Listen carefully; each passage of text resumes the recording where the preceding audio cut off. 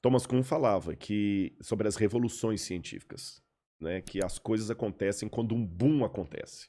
A revolução. Eu acredito, eu não quero ser ingênuo em relação ao estado que estamos vivendo do Covid. Mas o Covid revolucionou o mundo. Revolucionou o mundo. Você tá entendendo? A gente foi obrigado a se adaptar. Adaptaram um monte de coisa. E sempre após uma crise, alguma coisa acontece. Apesar de eu não ser, como falei, ingênuo, a ponto de acreditar naqueles mantras, agora o pessoal ficou mais solidário, o pessoal ficou mais otimista, mais legal, mais da hora. Não, pelo contrário. Agora que as crises afloraram mais ainda. Agora que tem um monte de marido matando mulher, mulher matando marido, professora desesperada pedindo a escola para levar os meninos de volta. Mas apesar disso... Casamento terminando, gente não aguentando mais conviver. Essas crises também produzem heróis. Eu vou contar uma coisinha para você. É interessante que na linguagem que as pessoas têm da antropologia, cada um tem uma visão em relação ao ser humano. Sim. Aqueles que seguem mais a ideia de Rousseau, que escreveu o Emílio, Rousseau era um camarada super otimista. O que o Rousseau falava em síntese? O ser humano, ele nasce bom. A sociedade que o corrompe. E nós vivemos hoje uma geração de herança filosófica rousseauiana. Por isso que muita gente hoje quer criticar o Estado. O problema do Estado. A culpa sempre é do Estado. A culpa é do Estado. Você tá entendendo? O sujeito tá lá, matou a mãe e o pai, bateu no liquidificador e misturou com batata e abacate, bebeu aquilo como vitamina. O cara é um demente. Não, mas é o Estado. Não deu condições. Não deu condições, ele foi estuprado na infância e tudo mais. Ou seja, a culpa é do Estado. Então hoje, o mecanismo, que para mim já está há tempos considerado fadado ao fracasso, a ideia hoje é, vamos consertar o Estado, aí nós vamos ter bons cidadãos. O que para mim é uma ideia ridícula. Sabe por quê? Hitler consertou o Estado alemão. Hitler pegou uma Alemanha... Se eu avaliar Hitler do ponto de vista administrativo, econômico, político, Hitler merecia um prêmio Nobel. Só que o camarada... Quase ganhou. Quase ganhou. Só que o camarada era um demônio. Porra! Pô, 6 milhões de judeus nas costas dele. Não tem uma figura mais próxima do demônio do que Hitler. Mas só que ele não deu um tiro. A gente fala muito do Hitler, mas esquece que Hitler não deu um tiro. É verdade. Ele não assassinou diretamente ninguém. É o poder da palavra, das ideias. Das ideias, numa Alemanha que é o berço da cultura. Pelo menos não eram burros, eram pessoas cultas. Pelo contrário, até hoje. Um dos meus doutorados é em teologia. E a gente, para fazer doutorado em teologia, você tem que estudar pelo menos um pouco de alemão, porque tem palavras em alemão que não se traduzem na filosofia e na teologia. Que é impossível, né? Não, a Alemanha... quer dizer uma coisa e aquilo... E é só aquilo em alemão. Você entendeu? Zeitgeist. Zeitgeist, o espírito do tempo. E mesmo assim não é o significado mesmo. Não é. Schadenfreude, que é uma alegria na desgraça. Então tem muita coisa. Eu não falo alemão, mas eu tive que aprender um pouco de alemão para poder entender o pensamento alemão.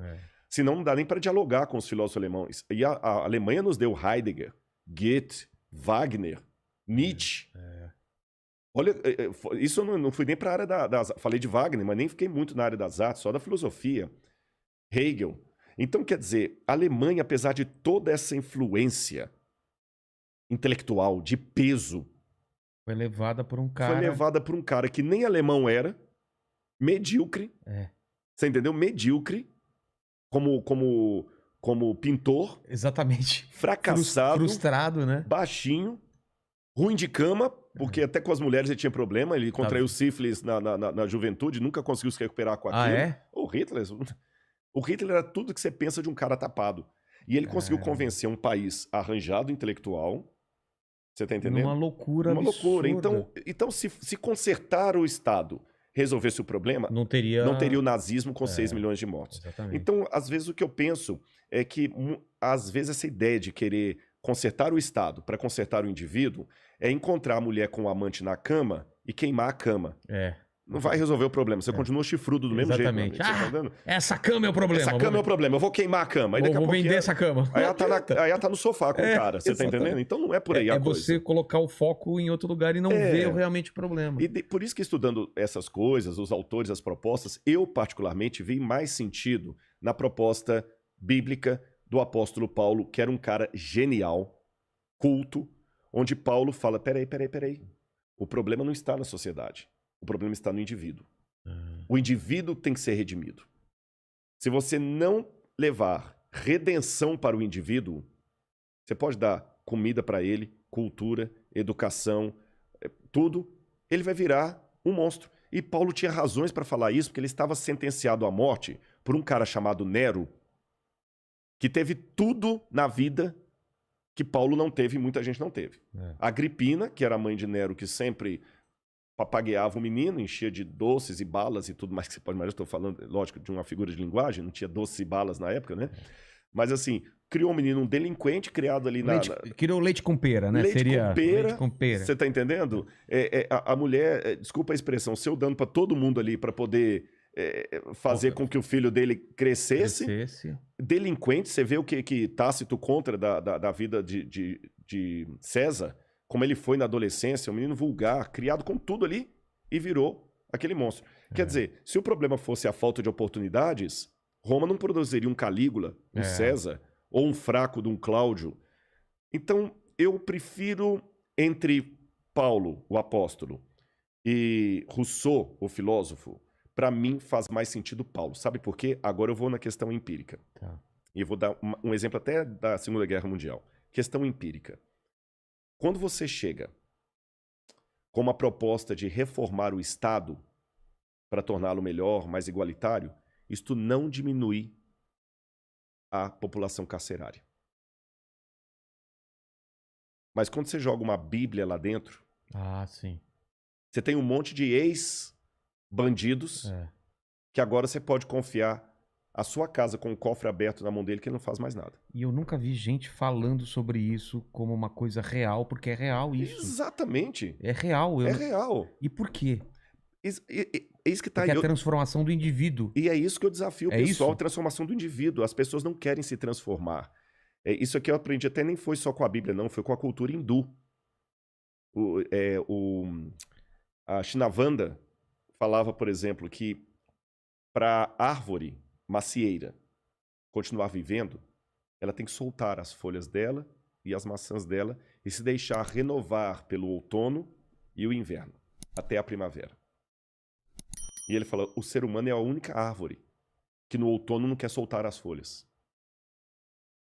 É a metáfora para que não soltar as folhas seria o quê? Não se despir de... Não se despir de preconceitos, de mudança de vida. O máximo que a gente quer é ser melhor cidadão, melhor pai, melhor filho, melhor aluno. Mas a Bíblia fala que eu não preciso ser melhor cidadão, eu preciso ser nova criatura. A proposta bíblica é mais radical, é rasgar o Rodrigo. Por isso que Jesus falou uma vez com Nicodemos, falta uma coisa para você, Nicodemos, você tem que nascer da água e do Espírito. Como nascer da água? Eu vou voltar para a barriga da minha mãe e nascer de novo? Jesus, Nicodemos, aí que tá, meu filho.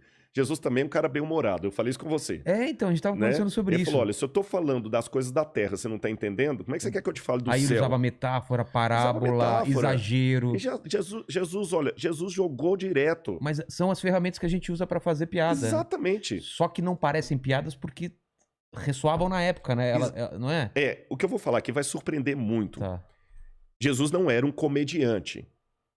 Mas ele usava a mesma ferramenta dos comediantes para atrair a atenção das pessoas. E ele desafiava. Jesus despia você só com o olhar e com as palavras dele.